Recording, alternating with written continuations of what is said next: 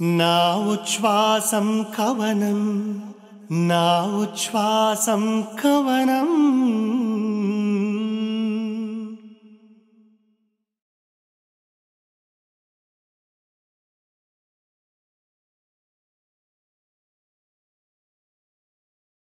Shri developers Naa Uchvasam Kavanam powered by university of silicon Andhra Manabadi, deltas Srihari Panchatulasi, Lohitha rice. Cosponsored by LIC of India, union bank of India. ఈ కార్యక్రమానికి స్వాగతం. ఇవాల్టి ఎపిసోడ్లో మన ముఖ్య అతిథి అద్భుతమైన మెలడీలకు పెట్టింది పేరైన సంగీత దర్శకుడు. దాదాపు దశాబ్ద కాలం పాటు తన పాటలతో మనందరినీ ఉర్రూతలూగించిన ఆ మెలడీ మాస్టర్ శాస్త్రి గారితో ఎలాంటి పాటలు రాయించుకున్నారో, ఆ విశేషాలేంటో మన పార్థు గారిని అడిగితే సరి. నమస్కారం. నా ఉచ్ఛ్వాసం కవనం కార్యక్రమంలో మీ అందరికీ ఈ సంచికకు శుభస్వాగతం. ఇవాళ ఈ సంచికలో మనం కలుసుకోబోతున్న అతిథి మనందరికీ బాగా ఇష్టమైన ఒక popular melodious music director. Telugu పాటలని తెలుగు వాళ్లతోనే పాడించాలి, లేదా తెలుగు భాష నేర్చుకుని ఉచ్చారణా దోషాలు లేని గాయనీ గాయకుల చేత పాడించాలనే నియమం పెట్టుకున్న సంగీత దర్శకుడు ఈయన. సంగీత దర్శకుడుగానే కాదు, గాయకుడుగానే కాదు, అడపాదడపా రచయితగా, దర్శకుడిగా, నటుడిగా ఇలా సినిమా రంగంలో తన సత్తాను చాటుతున్న బహుముఖ ప్రజ్ఞాశాలి ఈ సంగీత దర్శకుడు. ఈ కార్యక్రమానికి మేము వారిని ఆహ్వానించిన వెంటనే రాను రాను నేను రాను కుదరదయ్యో, కాదు కాదు వీలు కాదు ఒగ్గేవయ్యో అనకుండా వెంటనే ఈ కార్యక్రమానికి రావడానికి ఒప్పుకున్నారు.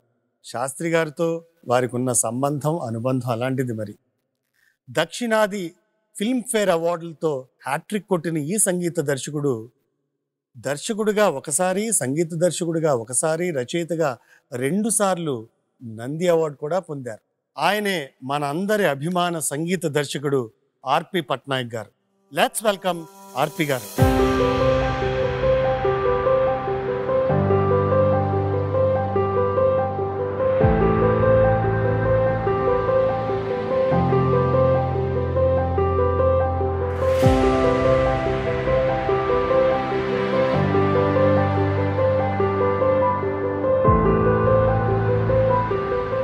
నమస్కారం ఆర్పి గారు. నమస్తే పార్థు గారు. మనందరికీ గురుతుల్యులు, ఆప్తులు బాబాయ్ సిరివెన్నెల గారి పేరు మీద నా ఉచ్ఛ్వాసం కవనం అంటూ వారు చేసిన ఈ సాహితీ వ్యవసాయాన్ని గురించి భావితరాలకు తెలియజేయాలనేటువంటి ఒక మంచి ఉద్దేశంతో ఈ కార్యక్రమాన్ని చేపట్టడం. అయితే సిరివెన్నెల గారు అంటేనే ఆశావాదానికి నిర్వచనం. సో ఆయన భౌతికంగా లేరు అని పెద్దగా డిసప్పాయింట్ అవ్వకుండా ఉంటే ఆయన హర్షించరు. కాబట్టి ఆయన పనిచేసిన టెక్నీషియన్స్ అందరూ, అంటే సినిమాకి సంబంధించి, సినిమా పాటకి సంబంధించిన దర్శక నిర్మాతలు, హీరోలు, మీలాంటి సంగీత దర్శకులు ప్రతి వారితోనూ వారికి ఒక ప్రత్యేకమైన అనుబంధం ఉంది. ఎందుకంటే ఆయన స్పాన్ అలాంటిది, ఆయన పనిచేసిన టైం కూడా అలాంటిది. సో మీరు ఈ కార్యక్రమానికి వచ్చి మీకు బాబాయ్తో ఉన్న అనుబంధాన్ని, అనుభూతుల్ని, అనుభవాల్ని మాతో పంచుకోబోతున్నందుకు ముఖ్యంగా మీకు థ్యాంక్ యూ సో మచ్. చాలా చాలా థ్యాంక్స్ పార్థు గారు, నన్ను గుర్తు చేసుకుని పిలిచినందుకు ఫస్ట్ ఆఫ్ ఆల్. అయితే థ్యాంక్ఫుల్లీ చాలా కొద్దిమంది అదృష్టవంతుల్లో మీరు, నేను, మనలాంటి వాళ్ళం కొంతమంది ఉన్నాం. ఆయనతో కలిసి ట్రావెల్ చేయగలిగాము, ఆయనతో కలిసి అంటే అన్ని రకాల ఎమోషన్స్ షేర్ చేసుకోగలిగాం. పాటలాడాం, పోట్లాడాం, అన్నీ చేసాం. పర్సనల్గా అన్నీ చేసాం. It's a family for us. ఆయన మనకి ఒక రకంగా ఎన్నో సందర్భాల్లో ఇన్స్పైర్ చేస్తూ, ఎన్నో సందర్భాల్లో అంటే నాకు తెలిసిన చాలామంది ఫ్రెండ్స్ ఆయనకు ఒకసారి చూస్తే చాలు అనుకుంటే అలాంటి ఫ్రెండ్స్ మధ్యలో మనం వచ్చి ఆయనతో కలిసి ప్రయాణం చేసాం, ఇది చేసాం. అండ్ ఫ్రాంక్గా నా గురించి చెప్పాలంటే, నేను మాది ఒరిజినల్గా విజయనగరం జిల్లా పార్వతీపురం. అయినా మా ఫాదర్ జాబ్ రీత్యా నేను ఒరిస్సాలో పుట్టి ఒరిస్సాలో పెరిగా. అందుకు నాకు తెలుగు సినిమా పోస్టర్స్ చూసి నేర్చుకున్నాను నేను తెలుగు. అంతేగాని నేను ఈ పెద్ద బాల శిక్ష ఏమీ చదవలేదు ఇప్పుడు. అందుకు తెలుగు గురించి నాకు డెఫినెట్గా అంత అవగాహన లేదు, ఫ్రాంక్గా చెప్తున్నా. కానీ మీ పాటలు కానీ మీరు సాహిత్యానికి ఇచ్చే ఇంపార్టెన్స్ కానీ చూస్తే ఎక్కడ అలా అనిపించదు. ఎందుకంటే పాటలో మాటకి విలువ ఇచ్చే అతి కొద్ది మంది సంగీత దర్శకుల్లో మీరు ఒకరు. అది మా నాన్నగారు నేర్పించిన సంస్కారం నేను చెప్తాను. ఎందుకంటే మేము ఒరియా మీడియంలో చదువుకున్న ఇంట్లో ఎట్టి పరిస్థితుల్లో తెలుగులోనే మాట్లాడాలని ఆయన స్ట్రిక్ట్ వార్నింగ్ ఇచ్చేవాళ్ళు. తెలుగు పేపరే వచ్చేది, తెలుగు పాటలే ఉండేవి. అన్నీ అలా ఉండడం వల్ల మాకు ఆ తెలుగు ఒక ఇన్ఫ్లుయెన్స్ అయితే పోలేదు మా బాడీ నుంచి పుట్టినప్పటి నుంచి. అయినా చదువు వచ్చేసరికి ఒక అంటే మీరు పలానా నవలు చదివారా, పలానా పద్యాలు చదివారా, పలానా ఇవి శతకాలు చదివారా అంటే ఫ్రాంక్గా లేదని చెప్పాలి. కానీ వాటన్నిటికి మించి శాస్త్రి గారితో ఆ ప్రయాణం ఏదైతే చేసామో వాటన్నిటికన్నా కొన్ని వేల రెట్లు, అదే ఒక పెద్ద బాల శిక్ష, కొన్ని వేల రెట్లు ఇది అనమాట. అందుకు ఐ ఫీల్ బ్లెస్డ్ ఫ్రాంక్గా. Yes, you are and we're. Yes. And మనం ఈ కాన్వర్జేషన్ ముందుకు తీసుకెళ్లే ముందు ఎప్పుడు ప్రతి ఎపిసోడ్ నేను పాడుతుంటాను, మీరు ఒక అద్భుతమైన సింగర్. సో శాస్త్రి గారికి రచనల్లో మీకు నచ్చిన, మీ మనసుకు నచ్చిన పాటతో ఈ కార్యక్రమాన్ని మొదలు పెడితే బాగుంటుందని నా ఉద్దేశం. So please.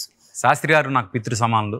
అలాగే మా నాన్నగారికి బాగా ఇష్టమైన పాట, ఇద్దరూ లేరు ఈరోజు, బట్ ఇద్దరిని డెడికేట్ చేస్తూ శాస్త్రి గారి పాట ఏదైతే నేను చిన్నప్పుడు నాన్నగారు రోజు కూర్చోబెట్టి పాడించుకునేవాళ్ళు, ఆ పాటతో ఈ ప్రోగ్రాం మొదలు పెడతాను. ప్లీజ్. ఆది భిక్షు వాడినేది కోరేది, బూడిదిచ్చే వాడినేది అడిగేది. ఆది భిక్షు వాడినేది కోరేది, బూడిదిచ్చే వాడినేది అడిగేది. ఏది కోరేది వాడినేది అడిగేది,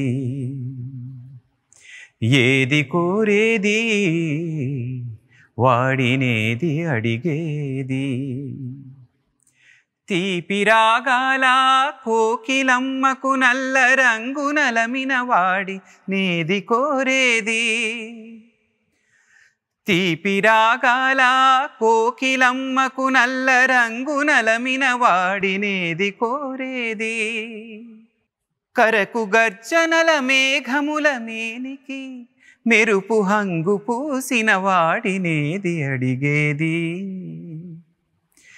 ఏది కోరేది వాడినేది అడిగేది, ఏది కోరేది వాడినేది అడిగేది. తేనెలొలికే పూల బాలలకు మూన్నాళ్ళ ఆయువు ఇచ్చిన వాడినేది కోరేది. తేనెలొలికే పూల బాలలకు మూన్నాళ్ళ ఆయువు ఇచ్చిన వాడినేది కోరేది. బండరాళ్లను చిరాయుగా జీవించమని ఆనతిచ్చిన వాడినేది అడిగేది. ఏది కోరేది వాడినేది అడిగేది. గిరిబాలతో తనకు కళ్యాణమునరింపదరి చేరు మన్మధుని మసి చేసినాడు వాడినేది కోరేది.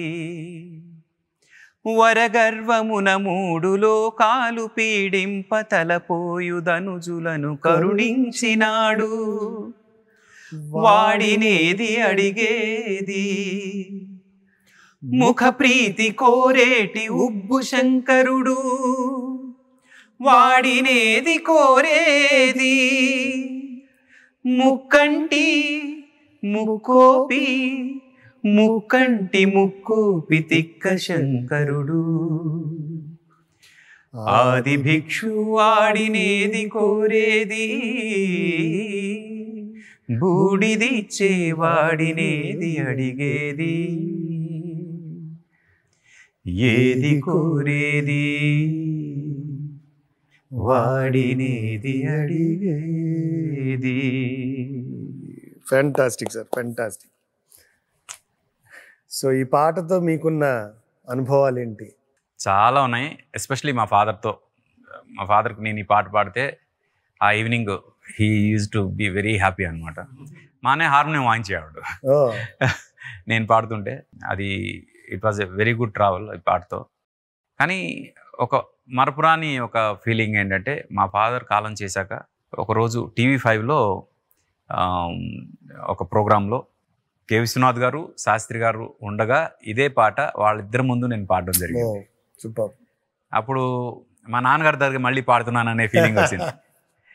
ఎందుకంటే వాళ్ళు ఎంత మురిసిపోయారు అంటే నేను పాడుతున్నప్పుడు ఆ ఎక్స్ప్రెషన్స్ నాకు ఇంకా గుర్తు.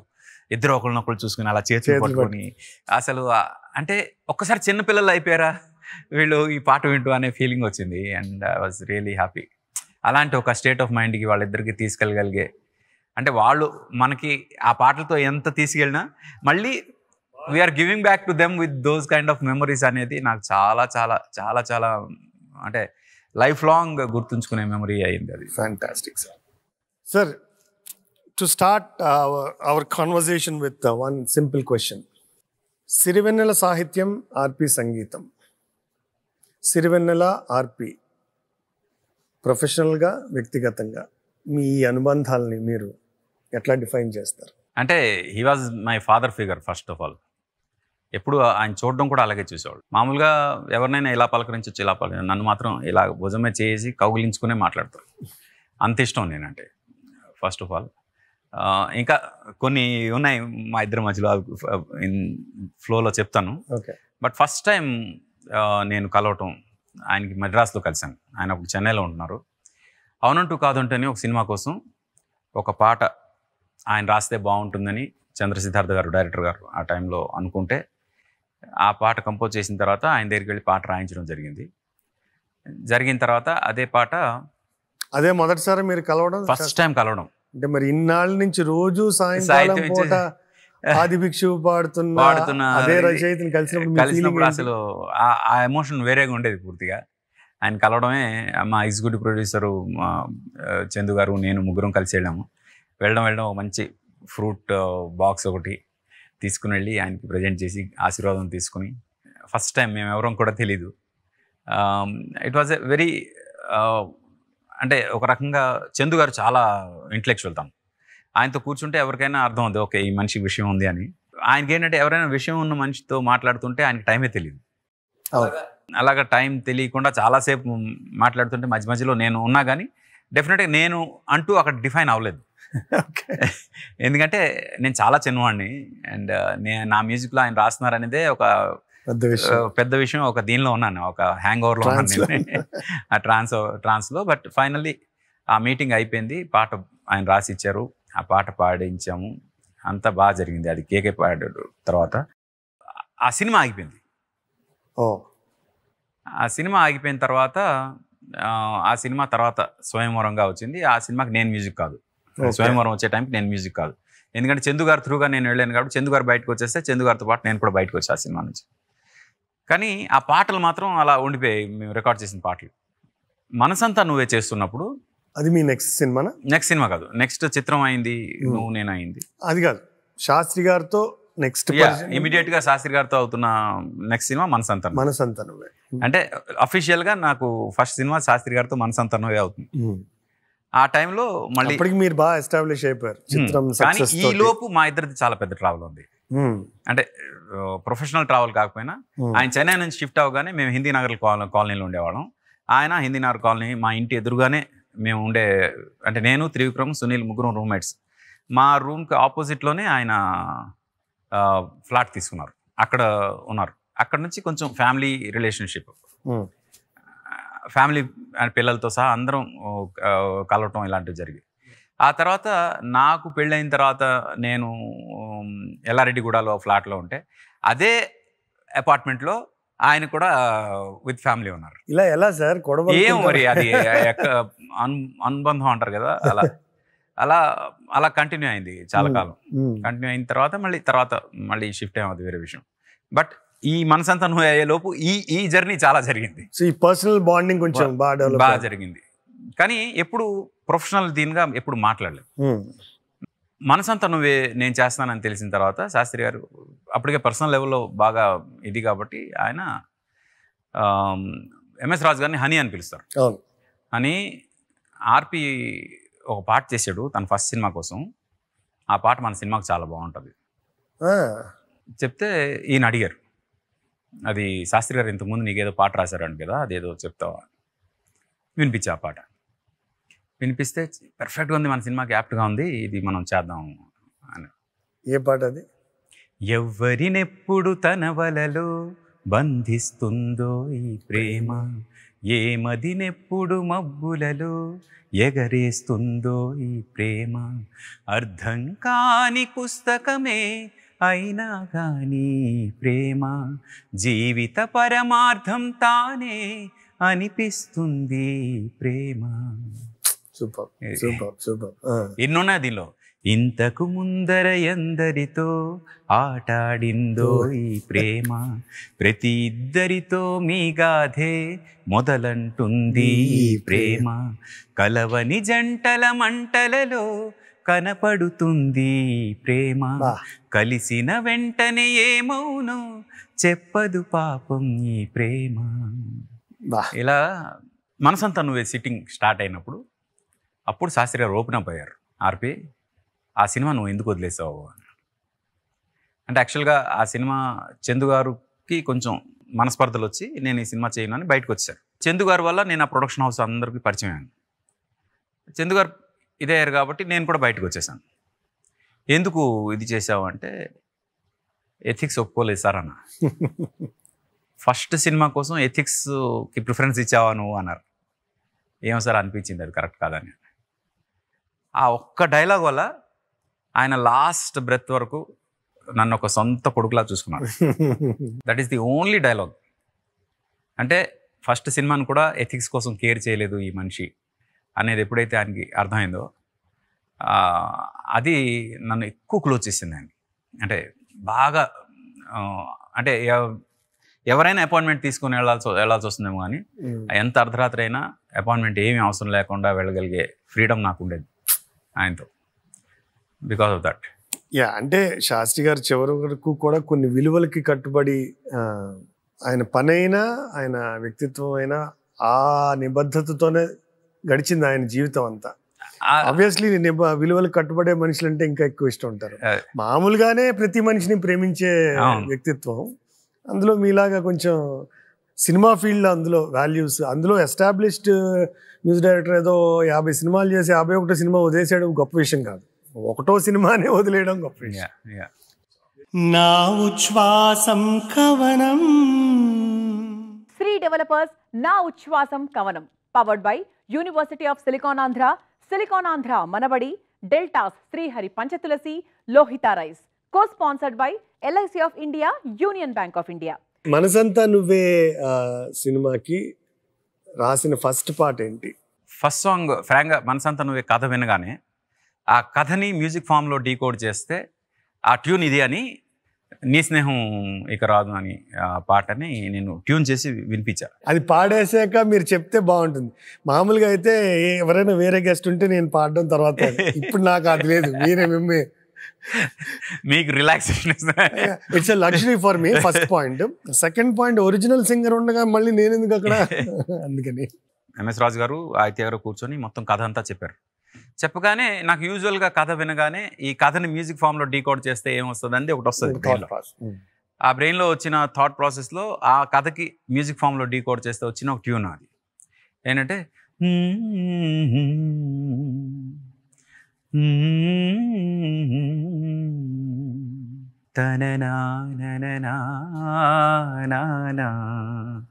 మనసంతా నువ్వే, అది టైటిల్ కాబట్టి ఇలా చెప్పాను నేను. చెప్తే చాలా బాగుంది సిచ్యువేషన్ అన్నారు. అంటే టైటిల్స్లో అయినా పెట్టేద్దాం సార్, ఇది థీమ్ ఆఫ్ ది ఫిల్మ్ అని చెప్పా.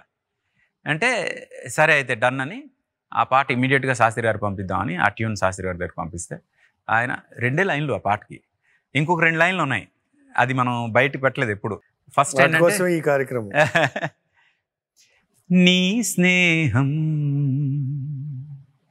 ఇక రాని కరిగే కలగా అయినా ఈ దూరం నూరాకు అని నను వెలివేస్తూన్నా మనసంతా నువ్వే నా మనసంతా నువ్వే మనసంతా నువ్వే నా మనసంతా నువ్వే నన్నుదిలి ఓ పావురమా. ఇప్పుడు మీరు పాడుతున్న లైన్స్ లేవు సినిమాలో లేవు. ఇప్పుడు బయట కూడా రాలేదు. ఇది మా ఆడియన్స్ కోసం. నన్నుదిలి ఓ పావురమా ఎటు ఎగిరావో ఏమో. మీకు గుర్తుందా సినిమాలో పావురం ఉంటుంది, పావురం ఎగిరిపోవడం, ఇవన్నీ కూడా అంటే ఆయన కథ విన్నప్పుడు ప్రతి షాట్ వింటూ అవన్నీ కూడా లిరిక్లో రావాలని ట్రై చేస్తుంటారు. కానీ సార్ నేను గత కొన్ని రోజులుగా కొంతమంది దర్శకులతో, నటులతో, సంగీత దర్శకులతో ఇంటర్వ్యూ చేస్తున్నాను కదా, కొన్ని మాత్రం శాస్త్రి గారికి సంబంధించి మారం అనమాట. ఇవన్నీ కంపైల్ చేసి ఈ షార్ట్స్ అన్నింటిని ఒక చిన్న వీడియోలాగా చేస్తే, అంటే ప్రతి వాళ్ళు చెప్పేది అంటే ఒక పాటని ఆ పాట వరకే చూడకుండా ఏదో నాకు ట్యూన్ ఇచ్చారు, ఒక సిచ్యువేషన్ చెప్పారు కాకుండా మొత్తం కథ విని ఆ కథలో ప్రతి ఎలిమెంట్, ఇప్పుడు మీరు ఏం చెప్పారు, ఆయన పాటలో దాన్ని చొప్పించడానికి ఆయన పడే తాపత్రయం, that's one quality which makes him very different from others. నేను ఫ్రాంక్గా ఒక మాట చెప్తా, పురుటు నొప్పులు పడే ఒక అమ్మ బిడ్డ కనేటప్పుడు ఎంత పెయిన్ పడుతుందో నాకు తెలియదు, కానీ ఓ పాట పుట్టడం కోసం శాస్త్రి గారు పడే పెయిన్ మాత్రం నేను చూసాను. అంటే జస్ట్ లైక్ దట్ అందరూ రాసే పాట నేను రాస్తే నేను ఎందుకు అవ్వాలి, సీతారామ శాస్త్రి ఎందుకు అవ్వాలి? మీరు ఇలాగ 2 లైన్లు పాట ఉన్న సినిమా కోసం వెళ్ళినా మొత్తం సినిమా కథ అంతా వింటారు. ఆయన కథ అంతా ప్రతి మైన్యూట్ ఫ్రాక్షన్ కూడా వింటారు. విని దాంతో పాటే ఆయన కథతో పాటు ట్రావెల్ అయ్యి ఆ పాటని కథలో ఎలా ఇంక్లూడ్ చేయాలి అనే దాని మీద ఆయన ఎక్కువ వర్క్ చేస్తారు. దానికి ఎగ్జాంపుల్ మనసంతా నువ్వే. మనసంతా నువ్వేలో మీకు కిటకిట తలుపుల పాటలోని కంటతడి నాడు నేడు చెంపతడి మిందే చూడు చెమ్మలో ఏదో తేడా కనిపించలేదా. ఇది అమ్మాయి అతని కోసం వెతుకుతున్నప్పుడు ఏడ్చింది, బాధపడింది, అప్పుడు కళ్ళలో తడి వచ్చింది. ఈరోజు అతను దొరికాడు, ఇప్పుడు ఆనందంతో కూడా కళ్ళలో తడి వస్తుంది. అప్పుడు కంటతడి వచ్చింది, ఇప్పుడు కంటతడి వచ్చింది. ఆ చెమ్మ ఏదైతే ఉందో దానిలో తేడా కనిపించలేదా? ఎవరైనా ఆలోచించగలరా అలాంటి ఒక ఇది? దీనికి కనెక్ట్ చేస్తూ ఆయన చెప్పవే ప్రేమ పాటలోని ఆయన నీ తలపులు చినుకు చినుకుగా అనే ఒక లైన్ ఉంది. నీ తలపులు చినుకు చినుకుగా, నీ తలపులు చినుకు చినుకుగా దాచిన బరువెంత పెరిగినా నిన్ను చేరే వరకు ఎక్కడ కరిగించను కంటి నీరుగా. ఇప్పుడు ఏంటంటే నీ తలపులు చినుకు చినుకుగా అంటే నీ తలపులన్నీ చినుకు చినుకుగా చాలా దాచుకున్నాను, అవి ఎట్టి పరిస్థితుల్లో కంటి నీరుగా కరిగించను అని అంటూనే అక్కడేమో కంటతడి అని కనెక్ట్ చేశారు. అది అంటే ఒక సినిమాని పూర్తిగా డైరెక్టర్ కన్నా ఇంకా లోపలికి వెళ్ళి సెల్యులర్ లెవెల్లోకి వెళ్ళిపోయి, అంటే డైరెక్టర్ అయినా ఫిజికల్గా ప్రాణం పరంగా చూస్తాడేమో కానీ ఆ సినిమాని సెల్యులర్ లెవెల్లో చూడగలిగే ఒకే ఒక్క మనిషి శాస్త్రి గారు. అంత దీనికి అంత డెప్త్కి వెళ్ళిపోయి ఆ పాటల గురించి ఆయన ఇది చేస్తారు.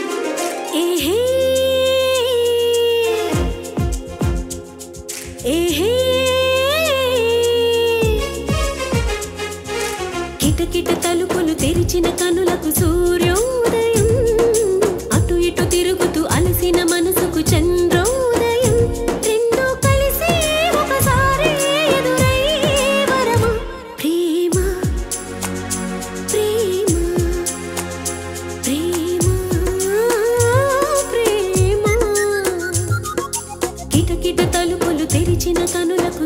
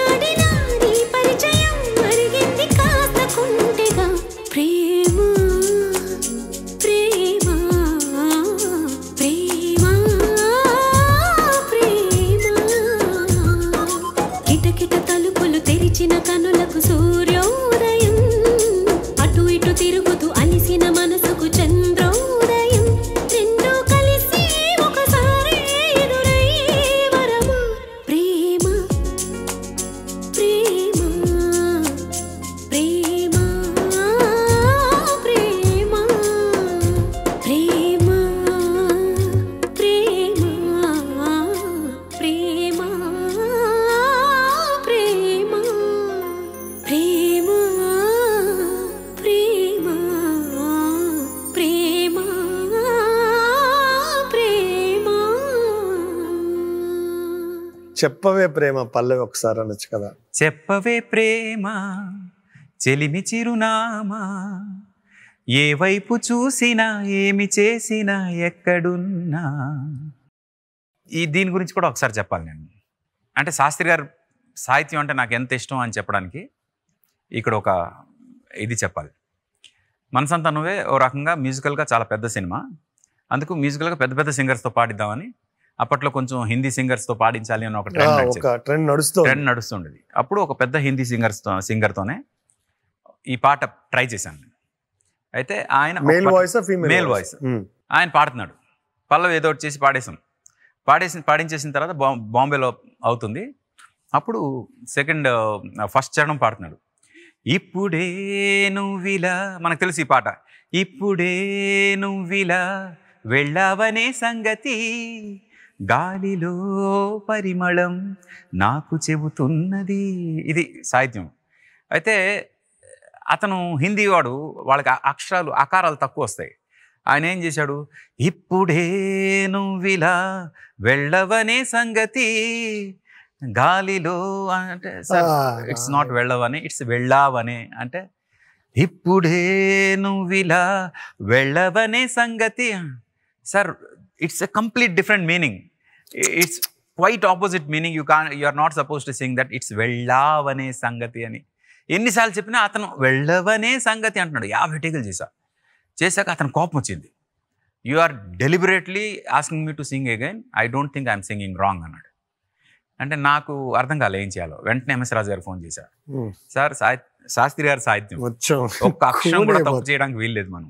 నేను ఒప్పుకోను పర్టికులర్గా, ఎందుకంటే సాహిత్యం లేకపోతే పాట లేదని నమ్మే మనిషిని నేను. ఇప్పుడు ఇతను ఇలా పాడుతున్నాడు, ఏం చేద్దాం అంటే డబ్బులు ఇచ్చి పంపించేసా అన్నారు. ఒకటే మాట, ఒక్క క్షణం కూడా ఆలోచించలేదు ఎంఎస్ రాజు గారు. డబ్బులు ఇచ్చి పంపించేసా అన్నారు, రెమ్యునరేషన్ ఇచ్చి పంపించేసా. తర్వాత నా వాయిస్ ఉంది, బట్ అంటే ఒక అక్షరం కూడా తప్పుపోకూడదు శాస్త్రి గారి పాటలో అనేది. అన్నిటికన్నా నువ్వు ఇప్పుడే వెళ్ళావనే సంగతి గాలిలో పరిమళం చెప్తుందనే ఒక అచ్చ తెలుగు భావన, అది కూడా ఒక మంచి రొమాంటిక్ భావన, మనకు నచ్చిన వాళ్ళ గురించి మనం పాడుకునే భావన. భాష రాకపోతే వెళ్ళవనేలాగే ఉంటుంది. అందుకని మీరు పాడారు కాబట్టి ప్రాబ్లీ ఆ పాట నిలిచిందేమో కూడా. అంటే పొరపాటు నా వాయిస్ ఉంచితే నన్ను జనం శాస్త్రి గారి ఫ్యాన్స్ పర్టికులర్గా చెప్పులతో కొట్టేవాడు.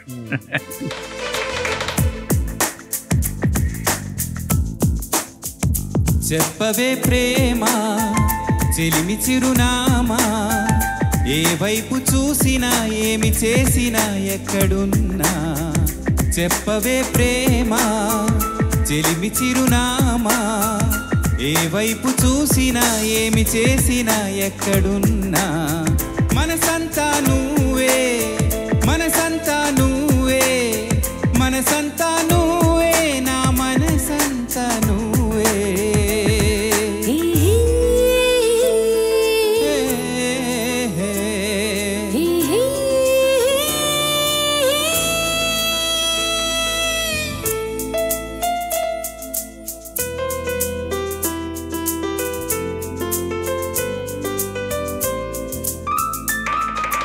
ఇప్పుడే నువ్విలా వెళ్ళవనే సంగతి గాలిలో పరిమళం నాకు చెబుతున్నది. ఇప్పుడే నువ్విలా వెళ్ళవనే సంగతి గాలిలో పరిమళం నాకు చెబుతున్నది.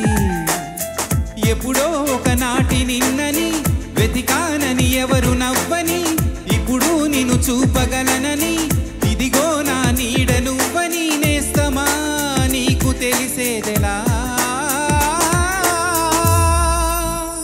చెప్పవే ప్రేమ చెలిమి చిరునామా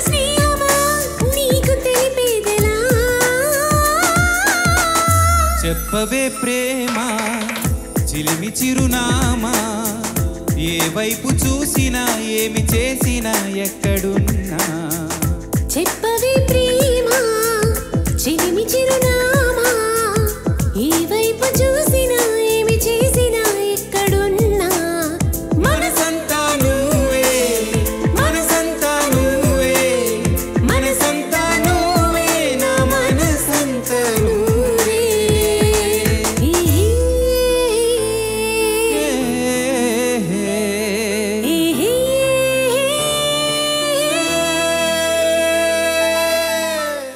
సార్, యూజువల్గా ఒక మ్యూజిక్ డైరెక్టర్కి లిరిక్ రైటర్కి ఎప్పుడు వచ్చే అభిప్రాయ భేదం తత్కారం దగ్గర వస్తుంది. మీకు అలాంటి పోట్లాట్లు ఏమైనా ఎదురయ్యా శాస్త్రి గారితో? ఆయన అంటే అప్పటికే ఆయన చాలా మంది మ్యూజిక్ డైరెక్టర్స్తో పనిచేసి ఉన్నారు కాబట్టి నాకు తెలిసి ఎప్పుడు కూడా తత్కారం విషయంలో ఎలాంటి ప్రాబ్లం రాలేదు. మీకు రాలేదు. బట్ ఎనీ అదర్ తత్కారం విషయం కాకపోతే ఎనీ అదర్ పోట్లాట్లు లేకపోతే మీకు? కొట్లాట్లో ఒకటే టైమింగ్. నేను డే బార్డు, ఆయన నైట్ బార్డు. ఆయన రాత్రి మాత్రమే రాస్తారు, రాత్రి అంతా మేల్కొని రాస్తారు. నాకు నైట్ 10 మ్యాక్సిమం 10:30 సరికి పడిపోద్ది వికెట్, ఇంకా నిద్రపోవాల్సిందే నేను. అందుకు ఆ నైట్ టైం ఆయనతో స్పెండ్ చేయడం అనేదే పోట్లాట, పెద్ద ఛాలెంజ్. పెద్ద ఛాలెంజ్. నేను ఆయన పాటల గురించి చెప్తూ ఆయన కోసం మాట్లాడుతూ ఉన్నప్పుడు చాలా సందర్భాల్లో ఇంత మహానుభావుడికి మనం ఇంకా పద్మశ్రీతో గుర్తించట్లేదు అని నేను ఎన్నో స్టేజెస్ మీద, ఎస్పెషలీ గవర్నమెంట్ ఆఫీసర్స్ ఇలాంటి వాళ్ళు ఉండే స్టేజెస్ మీద అయితే ఇంకా గట్టిగా చెప్పేవాడు. మరి పద్మశ్రీ వచ్చింది కదా, ఇంకా ఆయనకి రావాల్సింది ఏమైనా ఉంది అని మీకు ఎప్పుడైనా అనిపించిందా? దానికి సంబంధించి అయితే నేను ఇప్పటికీ విభేదిస్తా ఒక విషయంలో. ఏంటంటే రిగ్రెట్స్ కూడా చేస్తా. ఒకసారి నేను ఆంధ్ర యూనివర్సిటీకి వెళ్ళాను. ఆంధ్ర యూనివర్సిటీలో అంటే నేను old student, Andhra university MSc చేశాను కాబట్టి అక్కడ నాకు యాజ్ ఏ అలమ్ని నన్ను అంటే ఏ వీసీ వచ్చినా ఏ రిజిస్ట్రార్ వచ్చినా they receive me very well. అయితే వాళ్ళంతా కోర్ మీటింగ్లో ఉన్నారు అందరూ. నేను వెళ్ళగానే లోపలికి తీసుకెళ్లారు, కూర్చుంటే రండి పట్నాయక్ గారు రండి కూర్చోండి అంటే, సార్ బిజీగా ఉన్నట్టున్నారు పర్వాలేదా అంటే, ఏం లేదు కన్వొకేషన్ కోసం డిస్కస్ చేస్తున్నాం, నెక్స్ట్ ఇయర్ కన్వొకేషన్ గురించి మేము మాట్లాడుతున్నాం అని. కన్వొకేషన్ చేస్తున్నారంటే 2 పేర్లు నేను సజెస్ట్ చేసా గౌరవ డాక్టరేట్ కోసం అని చెప్పారు. అంటే రికమెండ్ చేయకూడదు, సజెస్ట్ చేయొచ్చు, చేయండి అంటే they both are very deserving అండి. ఒక పేరు గొల్లపూడి మారుతిరావు గారండి. ఎందుకంటే ఆయన రైటింగ్స్ మీద ఆయన రాసిన నాటకాలని రీసెర్చ్ చేసి చాలామంది డాక్టరేట్స్ వచ్చింది, చాలామందికి ఆంధ్ర యూనివర్సిటీ నుంచి వచ్చాయి. అలాంటిది ఆయన అన్ని రాసిన ఆయనకి డాక్టరేట్ ఇవ్వకపోవడం తప్పు. రెండోది అన్డౌటెడ్లీ ఇదే ఏరియా నుంచి వచ్చిన శాస్త్రి గారికి ఇవ్వాలి, సీతారాం శాస్త్రి గారికి. ఎందుకంటే he's someone who has taken the Telugu cinema lyrics to next level and his contribution to Telugu cinema is very high, especially సాహిత్యం, తెలుగు సినిమా సాహిత్యం చాలా ఎక్కువ ఉంది ఆయనకి అని నేను చెప్పా. మేము బోర్డులో పెడతాం, డిస్కస్ చేస్తాం అన్నారు. ఈరోజు శాస్త్రి గారి పేరు ముందు డాక్టరేట్ లేదు అని ఒక చిన్న బాధ ఉన్నా, శాస్త్రి గారు డెఫినెట్గా లూజ్ అయ్యలేదు నేను చెప్పలేను, కానీ ఆంధ్ర యూనివర్సిటీ మాత్రం శాస్త్రి గారికి డాక్టరేట్ ఇవ్వకుండా ఈరోజు ఒక ఛాన్స్ కోల్పోయింది. It's a miss to the university, not to Sastry గారు. ఆఫ్ కోర్స్ ఎస్, యాక్చువల్గా అవార్డు దేనికైనా వర్తిస్తుందేమో. కొంతమంది విషయాల్లో బాలు గారికి పద్మశ్రీ వచ్చినప్పుడు ఒక ఆర్టికల్ రాశాను ఇక్కడ, మిగతా అవార్డులకి అదృష్టం ఎప్పుడు అని. నిజమే. కొంతమందికి మొన్న కూడా లతా మంగేష్కర్ గారి గురించి ఒక ప్రోగ్రాం చూస్తూ అందులో ఒక అద్భుతమైన మాట చెప్తాడు ఆయన, హర్ అవార్డ్ ఉన్కే సామ్నే చోటీ పడి జాతి అంటాడు. అంతే.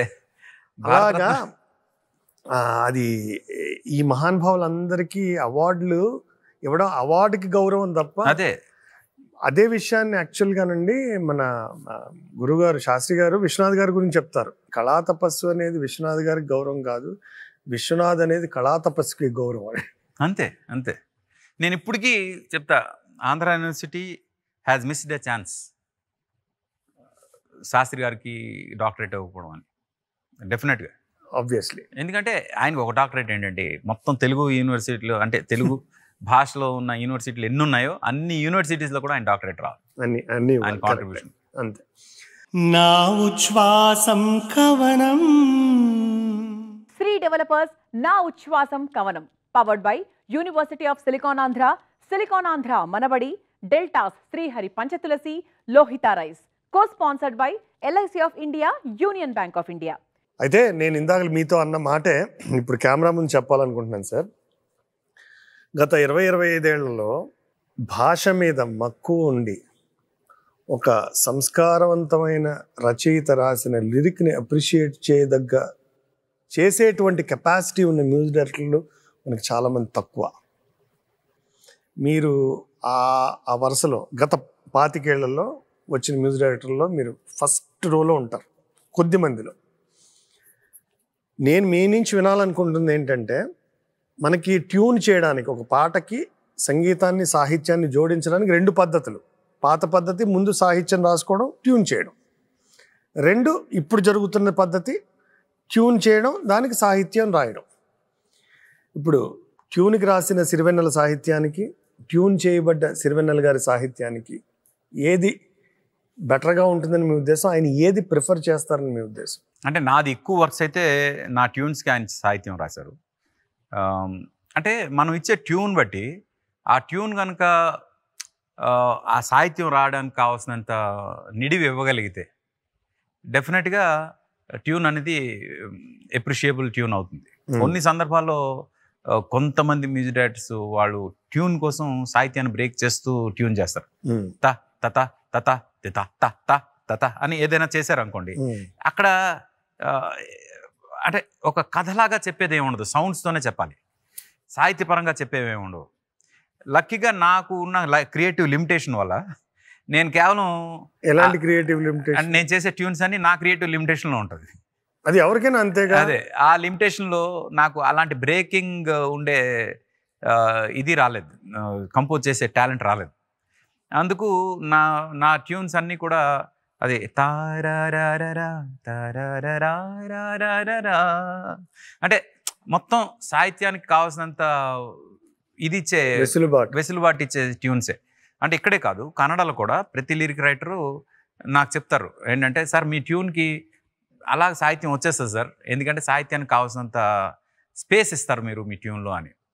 అది అందుకు సాహిత్యానికి ట్యూన్ అయినా ట్యూన్కి సాహిత్యం అయినా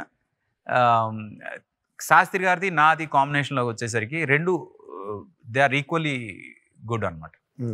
ఎందుకంటే ముందు సాహిత్యం రాసేటప్పుడు ట్యూన్ అనే రెస్ట్రిక్షన్ లేకుండా రాసేది ఒకటి, అలాగే ముందు ట్యూన్కి సాహిత్యం రాసేటప్పుడు చిన్న ఆ లెంత్ రెస్ట్రిక్షన్ ఉండొచ్చేమో, కానీ నా కంపోజిషన్లో ఆ లెంత్కి తగ్గ ఆ రెస్ట్రిక్షన్స్తో అవసరం లేని లెంత్కి తగ్గ ఫీల్ ఉంటుందేమో అని నేను మిగతా వాళ్ళ దగ్గర నుంచి. మీరు చెప్పేది నిజమే, మా అదృష్టం కొద్దీ మీకు అలా బ్రేక్ చేసే టాలెంట్ లేదు కాబట్టి మంచి పాటలు వచ్చాయి.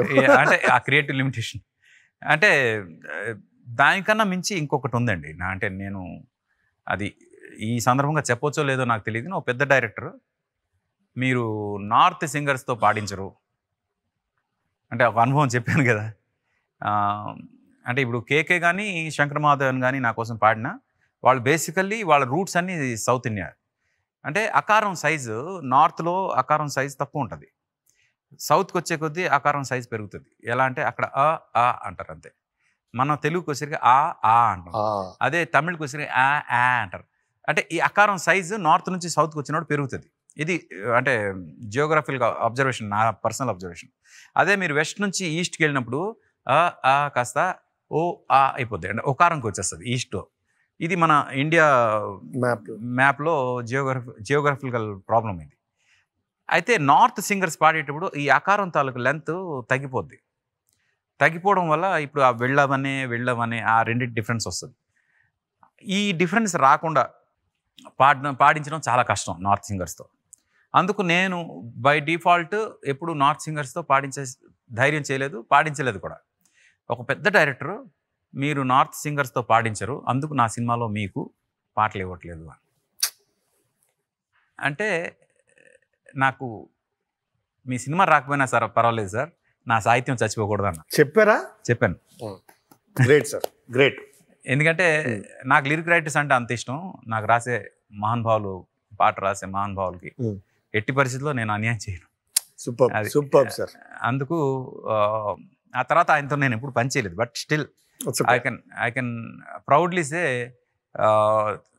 ఈరోజు ఎంకి పాటలు చేసే స్థాయికి నేను ఎదిగాను అనుకుంటున్నాను. జస్ట్ బికాజ్ ఆఫ్ అంటే నండూరి సుబ్బారావు గారు లాంటి ఒక మహానుభావుడు రాసిన 78 ఎంకి పాటల్ని స్వరపరచాలి అనే ఒక ఆలోచన నాలో రావడానికి కారణం ఆయన ఆత్మే అని నా ఫీలింగ్. ఎందుకంటే అలాంటి ఎంకిపాట అంటే బాపు బొమ్మ ఎంకిపాట అని మనం వింటున్నాం, కానీ ఎప్పుడు కూడా ఎంకిపాట గురించి ఎవరికీ తెలియదు. అది జనంకి వెళ్ళాలి అంటే ఆ సాహిత్యం తాలూకు ఫీల్ యాజ్ ఇట్ ఈస్ ప్రతి ఒక్కరికి అందించాలంటే ఆ ఎంకిపాటని జనంలోకి వెళ్ళడం కోసం ఆయనే నన్ను చూజ్ చేసుకున్నారేమో అని నా ఫీలింగ్.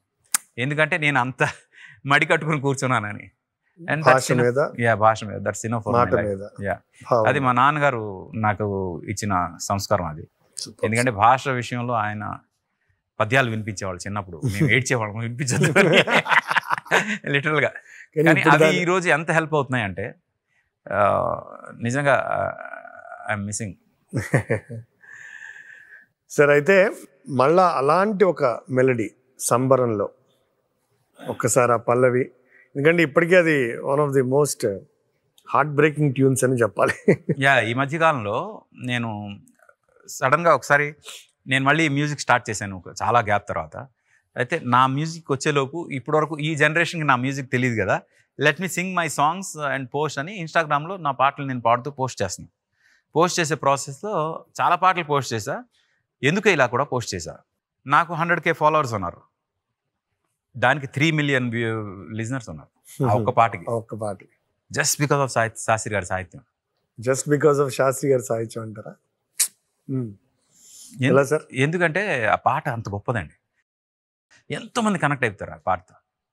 ఎందుకే ఇలా గుండె లోపల ఇంత మంట రేపుతావు, అందని కలా అన్ని వైపులా అల్లుకోకిలా, ఆగనీక సాగనీక ఎన్నాళ్ళిలా, వెంటాడుతూ వేధించాలా, మంటై నన్ను సాధించాలా, కన్నీటిని కురిపించాలా, జ్ఞాపకమై రగిలించాలా, మరుపన్నదే రానీయవా దయలేని స్నేహమా, ఎందుకే ఇలా గుండె లోపల ఇంత మంట రేపుతావు, అందని కలా. చరణాలు ఉంటాయి.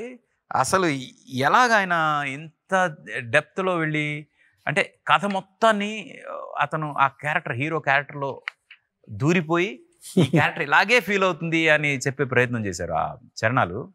అది తప్పదని నేను తప్పుకుని వెతకాలి కొత్త దారి, నిప్పులతో మది నింపుకుని బతకాలి బాటసారి, జంటగా చితిమంటగా గతమంత వెంట ఉందిగా, ఒంటిగా నన్ను ఎన్నడు వదిలుండనందిగా, నువ్వు నీ చిరునవ్వు చేరని చోటే కావాలి, ఉందో లేదో ఈ లోకంలో నీకే తెలియాలి. నేను ఇప్పుడు శాస్త్రి గారికి ఒక క్వశ్చన్ అడుగుతా, నువ్వు నీ సాహిత్యం చేరని చోటే కావాలి, ఉందో లేదో ఈ లోకంలో నీకే తెలియాలి. సీరియస్గా. ఎందుకంటే ఇలాంటి సాహిత్యం రాసిన తర్వాత ఆయన ప్రతి ఒక్క మనిషిలో, ప్రతి ఒక్క గుండెలో, ప్రతి ఒక్క మనసులో ఉన్నారు. రెండో చరణం వినిపిస్తా. ఆపకిలా ఆనాటికల అడుగడుగు తూలిపోగా, రేపకిలా కన్నీటి అలా ఏ వెలుగు చూడనీక, జన్మలో నువ్వు లేవని ఇకనైనా నన్ను నమ్మని, నిన్నలో వదిలేయని ఇన్నాళ్ళ ఆశని, నిన్నలో వదిలేయని ఇన్నాళ్ళ ఆశని అంటే నువ్వు ఇంకో లేవని, నీ మీద ఏదైతే ఆశ ఉందో ఆశ నిన్నట్లోనే వదిలేదు అన్నట్టు. లాస్ట్లో ఒక లైన్ అన్నారు, చెంతే ఉన్నా సొంతం కావని నిందించే కన్నా, నన్నే నేను వెలివేసుకుని దూరం అవుతున్నా. ఇంతకన్నా ఏం చెప్తామా?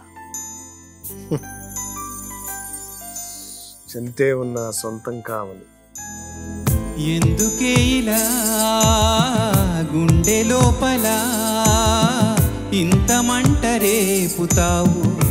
అందని కలా అన్ని వైపులా అల్లుకోకిలా ఆగనీక సాగనీక ఎన్నాళ్ళిలా వెంటాడుతూ వేధించాలా?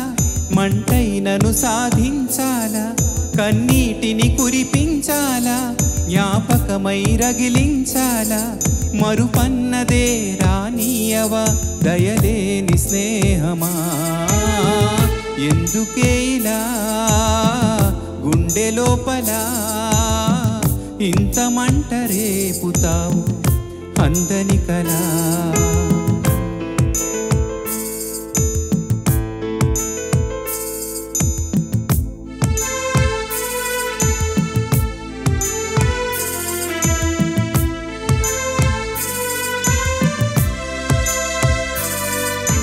తప్పదని నిన్ను తప్పుకుని వెతకాలి కొత్త దారి. నిప్పులతో మది నింపుకుని బతకాలి బాటసారి. జంటగా చితిమంటగా గతమంత వెంట ఉందిగా, ఒంటిగా నన్ను ఎన్నడు వదిలుండనందిగా. నువ్వు నీ చిరునవ్వు చేరని చోటే కావాలి. ఉందో లేదో ఈ లోకంలో నీకే తెలియాలి. ఎందుకే ఇలా గుండె లోపల ఇంత మంట రేపుతావు? అందని కలా అన్ని వైపులా అల్లుకోకిలా ఆగనీక సాగనీక ఎన్నాళ్ళిలా.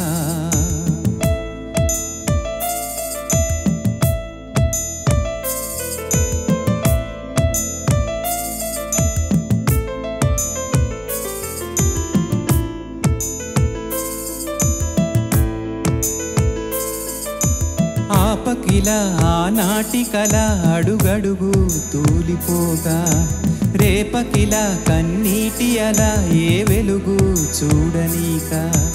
జన్మలోనూ లేవని కనైన నన్ను నమ్మని, నిన్నలో వదిలేయని ఇన్నాళ్ళ ఆశని.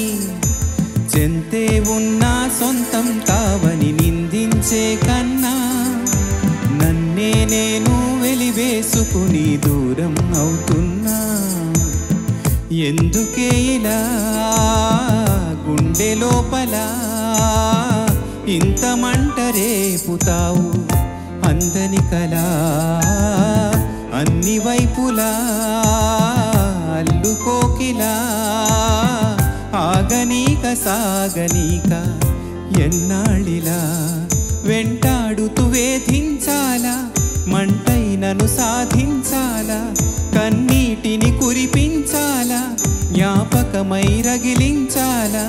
మరుపన్నదే రానీయవా దయలేని స్నేహమా? ఎందుకే ఇలా గుండె లోపల ఇంత మంట రేపుతావు? అందని కలా అన్ని వైపులా అల్లుకోకిలా ఆగనీక సాగనీక ఎన్నాళ్ళిలా. ఒక్క మాటలో చెప్తా, శాస్త్రి గారి పాటలో సంస్కారం ఉంటుంది. అంటే ఆయన కొన్ని రెస్ట్రిక్షన్స్ పెట్టుకున్నారు, ఇలాంటి పాటలు నేను రాయను, నాకంటూ ఒక వాల్యూ ఉంది సొసైటీలో, ఆ వాల్యూకి ఇది కరెక్ట్ కాదు అని తన సంస్కారాన్ని పాటలో కూడా కంటిన్యూ చేసిన మహానుభావుడు ఆయన. ఇంకోటి, ఏదో సిచ్యువేషన్ వచ్చింది ఆ సిచ్యువేషన్ కోసం పాట రాశాను అని కాకుండా, అతని లోపలే ఒక అభ్యుదయవాది ఉన్నాడు, ఒక కమ్యూనిస్ట్ ఉన్నాడు, ఒక ఫిలాసఫర్ ఉన్నాడు, ఒక మానవతావాది ఉన్నాడు. ఆయన ఎంత ఆస్తికుడో కొన్ని సందర్భాల్లో అంత నాస్తికుడు కూడా. నా ఉచ్ఛ్వాసం కవనం, నా ఉచ్ఛ్వాసం కవనం.